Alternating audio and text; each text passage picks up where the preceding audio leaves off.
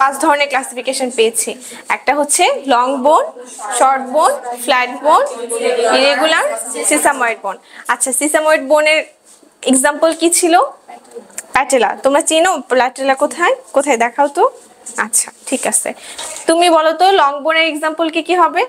আগে মুখে বলো আমাকে। হিউমেরাস, আলনা, রেডিয়াস, তারপর হচ্ছে ফিবুলা, টিবিয়া। আচ্ছা, এই কয়েকটা আমাকে দেখায় দাও তো, এখানে কোথায় কোথায় আছে? আলনা, আলনা ভিতরে থাকবে না বাইরে থাকবে? অবশ্যই ভিতরে, তাহলে তোমার এটার জন্য বোঝা ইজি, তাই না? তার আলনা আমাদের ভিতরের সাইডে থাকবে, ঠিক আছে। আচ্ছা, তারপরে ফিবুলা কোথায়?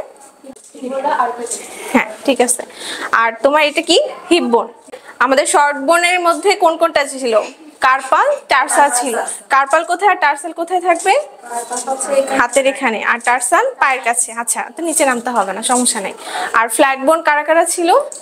স্টারনাম, রিবস, ফেসিয়াল বোন। ক্র্যানিয়ালটা না, ফেসিয়াল বোন আর ক্র্যানিয়াল বোন দুইটা আলাদা। ক্র্যানিয়াল বোনের মধ্যে যাবে হচ্ছে তোমার ফ্রন্টাল, প্যারাইটাল, টেম্পোরাল,